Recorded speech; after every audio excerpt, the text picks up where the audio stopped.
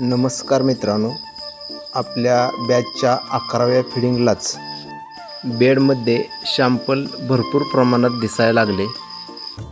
काही ठिकाणी पाल्यामध्ये आळ्या कोश बनवताना निदर्शनास आल्या.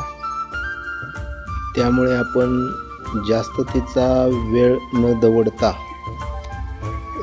संपूर्ण बेडवरती कवर फिडिंग म्हणून थोडा थोडा पाला लावून घेतला. त्यानंतर जे रेशीम उद्योगातील महत्त्वाचा पार्ट म्हणून ज्याच्याकडे पाहिले जाते तो उच्च दर्जाचा कोश निर्मिती. त्यासाठी आपल्या पाल्याची क्वालिटी चांगली राहिली पाहिजे आणि आळ्यांना त्यांच्या क्वांटिटीनुसार पेशिंग देणे महत्त्वाचे आहे व योग्य वेळेला चंद्रिका पडणे महत्त्वाचे आहे. असेच नवनवीन व्हिडिओ पाहण्यासाठी चॅनलला लाईक करा, शेअर करा, कमेंट्स करा, पेज फॉलो करा.